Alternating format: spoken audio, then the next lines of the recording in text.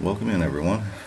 This is UAB Blazers, my Dynasty playthrough. I think we're working on Season 2. This is Episode 5, and we win again. We are currently coming out of Week 6, and we are 5-0. We ended up beating South Alabama home game. Took that one 45-10. Another interesting game. So these last two have been pretty interesting. Troy was basically just right out of the gate was pretty much a game over. And then Baylor, we struggled and trailed them and ended up really just kind of having to pull that one out kind of at the last minute, which was, at the time was a big upset, I felt like. And then went into Middle Tennessee again. That was another game that was not really close early. We just, it just kind of pulled away. But these last two, at Rice and South Alabama, both the first half have been really tight ball games. South Alabama was the same way. I mean, it was pretty tight, and I was kind of feeling really uncomfortable in both of those games. And then the second half, it just we started, just pulling away in both of those, and big takeovers in the second half. And it's kind of interesting because I know last year, going on that 4-8 season, we played a lot of teams well in the first half and then just lost them in the second half, and it appears like the tables have just completely flipped, where we're the ones kind of taking flight in the second half. But a really good game. This Kelvin Pendleton for South Alabama, I couldn't stop him, and that quarterback was Parker Crandall. Did really well. They took the lead early, and then we got a field goal, so we went into second quarter, trailing these guys, and really didn't take the lead until late in the game, or to say late in the half. A couple minutes left, we punched one in and was able to go into halftime with a 10-7 lead. And then the second half was a 35-3 ball game. Just basically, I couldn't stop the pass at all. And I felt like they were going to come out and just pass heavy. I game planned for it. They ran a lot of RPO, but much of that RPO was basically passing out of the RPO. And I felt like I had their formations kind of tagged pretty good on what they were doing. I felt like play calling was decent. I think this receiver, though, this Pendleton, caught 9 catches for 122 yards. He was targeted 11 times. He was eating Sanford up. I think Sanford was on him most of the time. That rookie corner I've got 2 rookie corners, both of them, Kaiser and Sanford. But we couldn't stop him very well. They ran decent. They just didn't run a lot. I mean, they ran 24 times in comparison to their 42 passing attempts. But overall, in the yardage, I mean, they had us at halftime and even through 3 quarters. I mean, they were getting good drives and just kind of was bumbling out of them, if you will, and not able to close out. Plus, the penalties really hurt them. There was a big margin difference in penalties. They had 10 and we only had 2. I guess we played a really clean ball game, but I think they had penalties that really kind of came up and bit them in the rear a couple times on some really good drives that they had. But we ended up getting the total yards, 462 to 373. I did have to bench Penn again, and I pulled him probably, I guess it was late in the second quarter. And then Arlen came in and was able to sustain that drive down the field that we got the touchdown to go into halftime with the lead. And I just left Arlen, and he was running well. Arlen, this is exactly what I was kind of wanting him to do and was hoping he would do last year. He did in this game. I had some pass calls out of the shotgun. Nothing was there. He'd tuck it and run. And, he ended up running 83 yards on 11 carries. Some of those, I'd say probably 4 of those runs were tuck and runs out of a pass that guys were covered, and he ended up taking off and getting good yards. I think that 19-yard run he had was on a pass play, on a 3rd and 18 pass play, and he he tucked and run and actually got 19 yards to get the first down. But he played extremely well. Was 9 of 11 for 150 yards. He hit a couple decent down the field shots to Camp, who caught 5 passes for 123. A couple of those were long passes down the field to him. So he did really well there. Motley got shut out. My speedster. I got to figure out how to get him more in the passing game. I really need him coming in and getting deep. I kind of figured Motley would be getting downfield and not Camp, but Camp seems to be the one that's kind of pulling away right now with the receivers. Now he is my top guy, I would consider, probably from a receiver standpoint.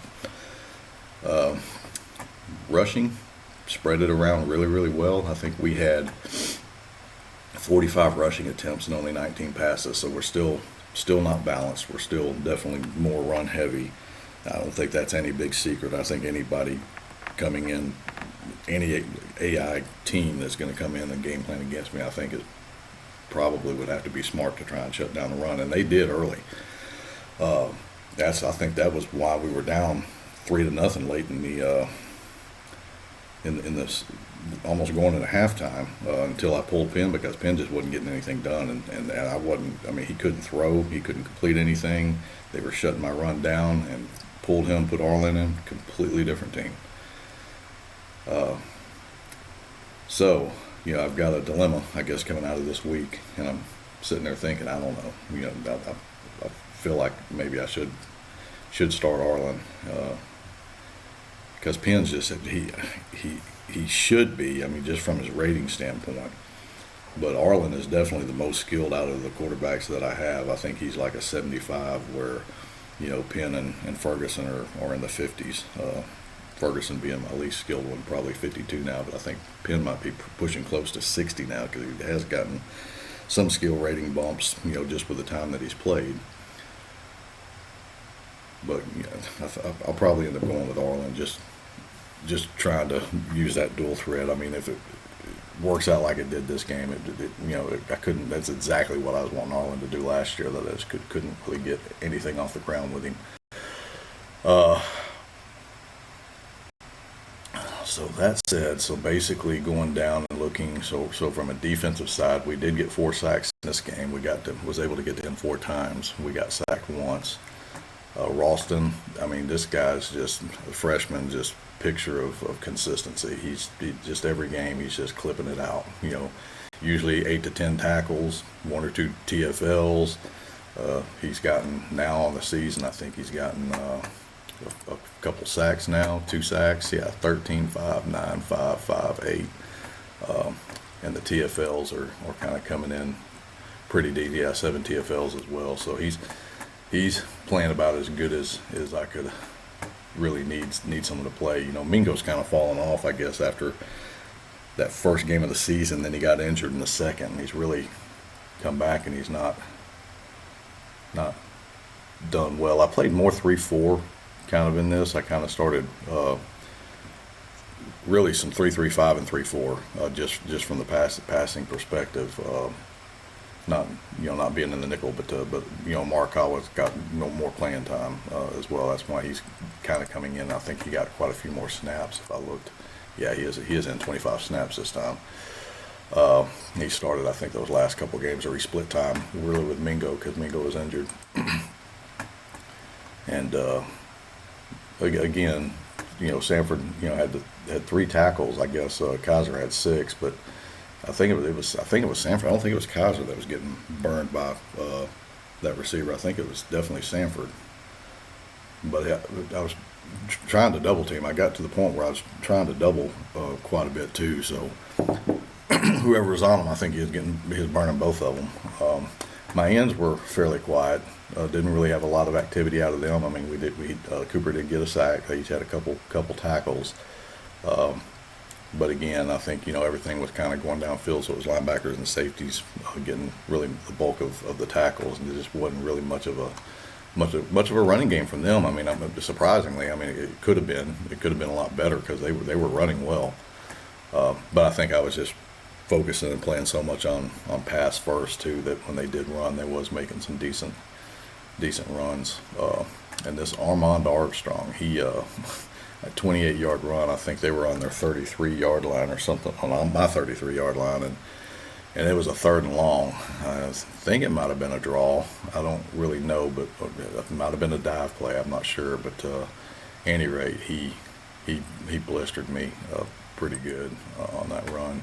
I think we did shut it. I think it was in the first half, and we held them to that field goal though. Interesting thing is I'm sitting here looking at this running back, and I noticed this on the field when he ran it because I'm like 99. Number 99 ran 28 yards. And I'm thinking, 99? Could this guy possibly have been a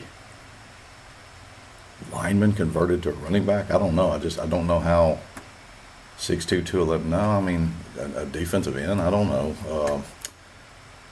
Let's see. Well, I mean, this isn't one that even recruited in from last year to this year, so he's stock out of the game. So that's weird. Very interesting. Well, I don't know where that 99 came in, so it's kind of unusual. I usually don't see numbers come up like that, but anyway, kind of coming out of that. So it was another. And so, I threw the kitchen sink on these. I had campus visits. This was really the first opportunity, really, since that Troy game. I screwed up and I didn't get any campus visits on the Troy game, which was my only other home game. This is my first chance to really get a bunch of campus visits in, and I think I had 18. I just flooded it and just brought everybody in this week. And it seemed like it might have helped on 1 or 2 of them, but it was another, again, going 5-0, winning 45-10 at home, and having 18 recruits on the sidelines. A very stagnant recruiting week again. Not sure what's going on there, and I guess this new recruiting system is definitely, I feel like it's a lot harder than what it was last year. I mean, last year I think you could actually throw the kitchen sink. I mean, you could basically, phone call, contact, home visit, the same guy in the same week, over and over. And I think this one here, with how you're having to do it now, you're only able to offer one.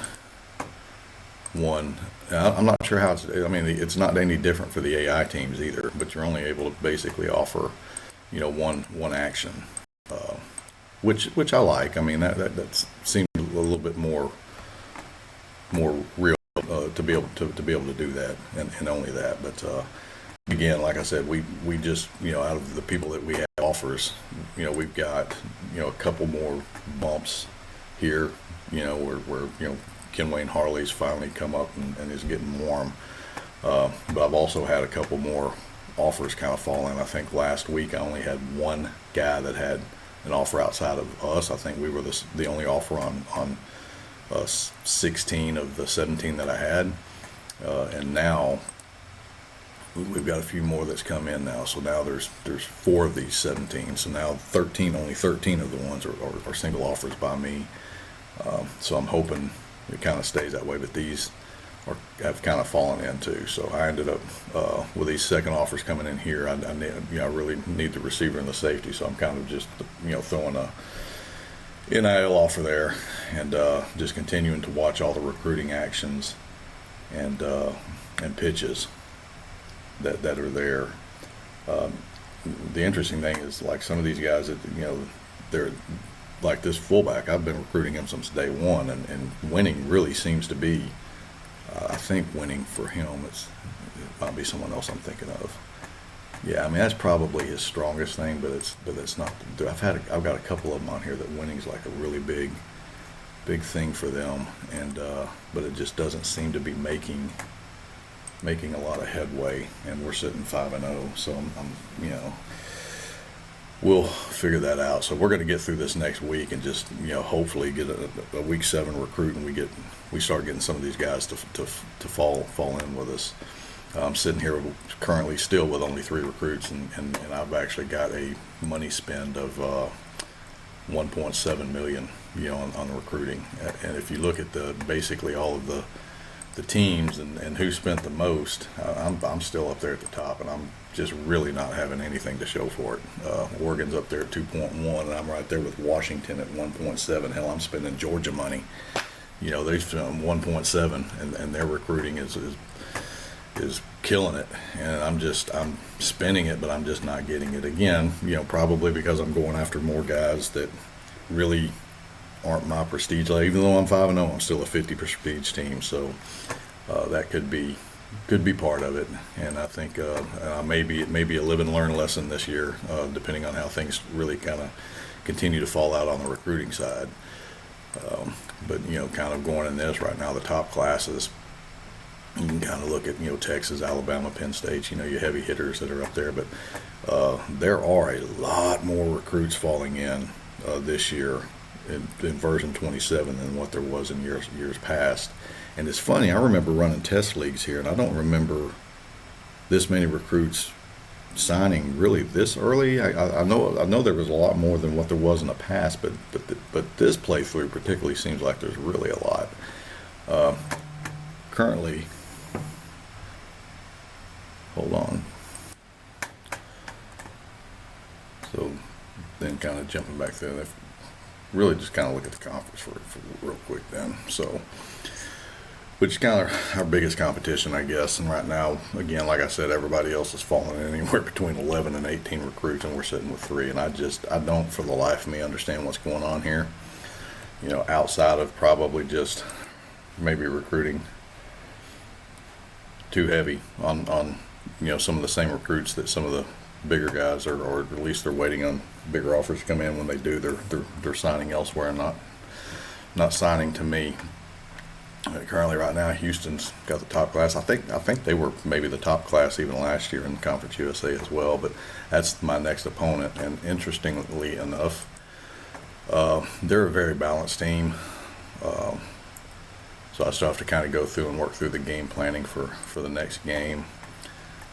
But I mean, they're 2-3 and we're 5-0, and then right now they have me as a 22-point favorite. And we lost to them last year at Houston. We've got them at home this year, but I don't see this being a 22-point game. I mean, I just hope we're fortunate enough to win and go 6-0. But I really feel like this could come down to a one-score game either way, possibly. But they're too good. They're definitely better than this 2-3. And if you kind of look at that, kind of what they have. I mean, their first 2 losses were against the number 5 team and the number 19 team. So they played basically 2 ranked opponents right out of the gate and lost both of those. And then in conference, they beat Rice and Southern Miss. They did slip up and lose to Memphis, which, I think the top team's probably out of this. I think probably is Houston and Central Florida maybe, but could be Memphis. But this quarterback is pretty solid. He's 85 overall, but good accuracy, pretty smart, fair arm, decent arm. Is not really a runner, so I'm not going to really have to think or work too hard to try and work on those dual threats, which really tend to get in my crawl a little bit. But I'll need a game plan for them and kind of get this ready. But I have to go through some of my training. So ultimately, so again, I kind of showed last week what we do on the training side of this, where I kind of try and manage that burnout myself and keep everything around that 0 and kind of add in. Trainer report, I got things that come in. I mean, things kind of are hitting here. And if I go back and look in the roster, when I go back, I've still got, and where I'm at is I'm managing my burnout. Everything's still 0, got no burnout. And these are the areas like I can go back through and continue to work these down.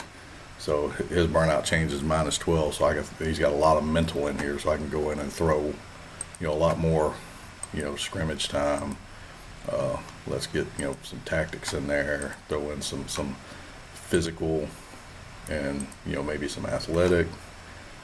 He's down to -4. So, I mean, he still can take more. I just don't know what taking all this mental piece out of it does. Again, like I said, if you go through and you look at this, the whole mental piece will reduce burnout. But mental in the training categories, team player, competitiveness, work ethic, those kind of things, I assume that's what they may help. So taking these out will kind of hurt in some of those areas. But I just don't like leaving anything negative on the board. I feel like I'm just leaving some training there, and maybe just trying to go through and change some of these to try and get these back to zero as much as possible, to where it just kind of stays balanced. But I'll need to go through and do all of that for this week. And going back to recruiting, so I think I got sidetracked a little bit, but looking at the recruiting piece, again, like I said, we had a heavy week where we were hosting 18 recruits, didn't get anybody to commit to UAB, and we lost 5 on here. None of these were actual guys that I had an offer out to, but they were on our target list, and they did choose elsewhere. And there's not really any of them on there that I was looking at really, really heavily. Shivers wasn't really on the list very long. He was one that I kind of added. And I think Jashante Shelby was as well. So those 2 guys, when I had a couple of the other safeties early on the target list go away, I kind of added these guys in. And late in the game, really looking at either one of those, but I still wasn't really pushing hard on either one of those. So anybody that really left on that list wasn't as big of an issue really for me. Kind of going back, it's getting a little lag there again, but still kind of looking the same. There's just a lot of some in here. I mean, I'm just throwing and spending some money. I mean, I've actually got some of these guys here that does seem to be lagging a little bit. So this fullback, I've spent $49,000 in recruiting on this guy, and still giving NIL, promising playing time, and still just have some interest. So I'm not sure. Napoli's kind of the same way, $46,000 NIL money. Just not a lot of advancing for me, especially for a team that's, again, like I said, 50 prestige team, but I'm sitting 5-0. Doesn't really matter if they want to go to bigger fish. I mean, that's what they're going to do. But kind of, looking at that and seeing some of these guys, I've got a couple here that really aren't high on my list. There's still several on my target that don't have any offers out there that I just need to really look at. I've really stopped, for the most part, recruiting this Jalen Gentry. He's kind of well above, I think, anything I'm going to get. This Gunnar Jones was all I wanted. He didn't have any offers out there. Didn't look like he was really being recruited, and now all of a sudden I give him an offer NIL, and then so does somebody else. I think it was Kentucky or somebody. I think it was one of the SEC schools has swooped in and kind of thrown an offer there, so I'm probably going to lose him as well. We'll just have to continue to adjust accordingly on some of these, but I didn't really go through and add any more targets. I do know that, so kind of where we are on my recruiting list. We started out with 100. I've actually lost 45 targets. These are guys that I actually had kind of on my list, and the amount of money that I've spent on these lost targets is $460,000. So it's about almost 500. Probably, what is that? Maybe 30% of my recruiting spend is on these lost targets to this point. But out of these 45 guys that was on the target list, there was really only 11 of them that I actually had an offer out to, and they chose elsewhere. So And the NIL offers just don't really seem to matter either. But you got this guy going to Georgia, this guy going to Florida, this guy going to Duke, this guy going to Memphis, this guy going to Alabama. So really, out of a lot of these, and these two losses, these are the ones that still kind of get me. This Quiles going to JSU, and Britton Lanier going to JSU. I got to get them on my schedule next year. And currently with the offers that we kind of have, and the ones in yellow, that's kind of where we are with those. I just keep this on spreadsheet because sometimes I can kind of look at it and it makes a little more sense to me, and I track it. I like kind of having the spreadsheet too because I like to fall back, like for example last year's sheet, looking at some of the recruits I lost, and when I'm coming up against and playing some teams, it's nice to kind of follow some of the guys that was recruited. I think I had one earlier in that Troy game. I think it was a safety I recruited really heavily last year and ended up losing to Troy. He's starting for him and played in that game, and he actually played really, really, really well against me. I had a lot of tackles. It was kind of fun to watch. So with the recruiting, I kind of have all my actions, went through all my information, changed pitches where I felt like I needed to. Didn't really make any more new promises, not really adding anybody else new to the board yet, just trying to get through another week or two and kind of see where we are. And then coming into this week, coming up against Houston, I moved up a couple spots too, so now I'm ranked back to 20 now, currently back to number 20. And then looking at the top 25, you can kind of see how it gets later. We're 5-6 weeks in, and a lot of those heavy pushes and bump ups aren't nearly as big as what they are. You still have a couple of them. So you got apparently Minnesota and West Virginia both lost and fell pretty heavily, because I think they must have been ranked 7th and dropped to 11. They were ranked probably 12th and dropped to 13th. They climbed in pretty heavily, must have been a big win, but I bumped up 2 spots with my win, and then Tulane, who's in the conference as well, they bumped up 7 spots. So we were 22 and 23, and Tulane ended up jumping into 16. I wonder what game what was their game that they played that they jumped me? Well, jumped me. I mean, they jumped all the way down to 16. Who did they play? Conference USA, Tulane. Oh, they beat Memphis. Okay, at Memphis. And I mean, they were a 14-point favorite, so, and they didn't cover their spread, but yet they still jumped 7 spots. And I was a 25-point favorite, won by 35, climbed 2 spots. That's kind of expected, I guess. That's pretty decent. But top 25 games, I'm not sure if there's like really any huge games out here ranked against rank this week. Again, it looks like Vandy, Georgia, so probably see Vandy. They made that big climb. You'll probably see them drop back out. Looks like Utah, USC, and then outside of that, that's Michigan, Penn State. Nothing really huge or earth-shattering. So we'll get this thing game planned up and try and make a run for it. So ultimately, now I'm 5-0, so I've already got more wins than I had last year. One more win, and boom, I'm bowl eligible. And just kind of looking down the schedule, so I've got Houston at home. I go back on the road against La Tech. I'm going to be favored in all these, I think, at this point. Then Marshall at home, at East Carolina, at Central Florida, Southern Miss at home. I got Memphis at home. So, I mean, I don't expect to go 12-0. I think it's going to be a gotcha here. I mean, it could be Houston. I just don't see I don't see us a 22-point favorite against this roster. They just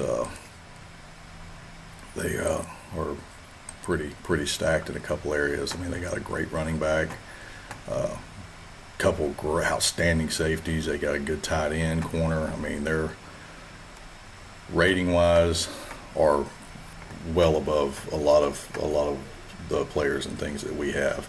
And One other thing before we close out, I was going to kind of mention, if I go back and look, so I've got to go back through my depth chart and do some adjusting here.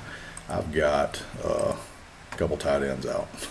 So both of my freshman tight ends are injured this week and not playable. So I've got basically Mincer and then Accardo, who is basically, I guess, my fourth string guy. He was on the roster last year, and I don't think he didn't really get any playing time last year, but he's going to get some now. But so one thing I can tell you, I mean, looking at kind of where he's at with his run blocking and stuff, I will not be playing. I do like to play a lot of two tight end and even some two tight end jumbo, and I will not be playing much two tight end formation against Houston this week. I might, if I do, it's probably going to be in a passing situation where I may be trying to get something, short field or something. But I'm not going to try and give Accardo that many snaps really. But he will play. But just really backfill and maybe even try and move Meade into that tight end role, which might actually be a better option. And try and utilize him really above Accardo. And if I do run a two tight end, I may set that up to where on a two tight end formation for the run is having Meade in at that tight end 2 spot. And that said, I guess basically we will go ahead and close this one out and get ready to play Houston. So I'll probably play Houston in the next day or two. I've kind of clipped it through this season, these games a lot quicker than I kind of thought that I would. I've actually had a little bit more time this week. It's kind of worked out really well. But it may be this weekend before I actually get Houston played and get a upload on this next one. But hopefully we can kind of close out some recruits. I'm starting to get really, really antsy on not getting some of these guys closed and sitting with the 3 guys that I've got. I'm happy with the 3 that I have, but it's not quantity. I got to get more guys falling in. But at the end of the day, though, I mean, ultimately, if you got to go back through and really kind of start adding guys back in here, there's still a lot of guys that just don't even have really any offers. I mean, some of these top high recruits, I mean, really, you got a whole string right here, and we're not even out of the top 100 yet, and there's just a lot of them. And not to say that they're not getting recruited, they just haven't been offered yet. They will get offers, I'm sure. But there's still plenty to kind of go through. If I look at like a 500 distance, I mean, there's plenty of guys to kind of, this Aiden Michelson is on my list anyway, so some of these guys, even though they're not offered, I've already got them. I'm already targeting them. But I think after this week, depending on how it falls out, I think ultimately I'll end up probably adding some new recruits in and maybe cleaning my board a little bit and getting a couple of them, hiding a couple of them and getting them off, like that Jalen Gentry linebacker that I've just kind of not been recruiting the last few weeks. And then I think the plan for the next episode, so after we finish this next game, we're going to be probably right at the halfway point. I really haven't gone in and did a deep dive on the conference standings and where things are, and then looking at kind of the stats and everything. I'll probably spend a lot more time after the Houston game on the next episode when I'm basically about halfway through the season. It'll be 6 games in with 6 left. We'll just kind of look at the standings and see how things are shaping out there, and then looking at some of the stats. We've got it, they're panning out a little bit more, but just showing one thing, for example, like right here, kind of interesting. Got some quarterbacks that are running pretty dang well. Right now, that Clay Abear, that dang Rice quarterback, is second in the country in rushing. He's kind of lit up a few guys. He's had a couple games where he's pushed 180, 190 yards against a couple of opponents, and then even down below, there's a few more quarterbacks here. You got that Kenny Wilborn from Troy, and Marino and Childs, and Jacksonville State. And I hope he's a senior because I don't want to face him next year. Yeah, he's a senior. Good. See what their other quarterback situations look like, because I definitely want to play this team next year, especially after losing those 2 recruits to these guys, which I'm not sure how the heck that's happening, but it is. So they've got that one senior. I don't think they don't have. Yeah, they do. They've got another guy here. Damn it, Kenny Maurice, another dual threat. I don't know if they've recruited a quarterback coming in, and it does not look like they've got one yet. But they'll probably be looking to replace Charles with one. So anyway, we'll go ahead and close this one out and keep this one kind of short and work on getting the Houston game plan ready and get that game played, and probably jump into another episode here in a couple days. You all have a good rest of your day.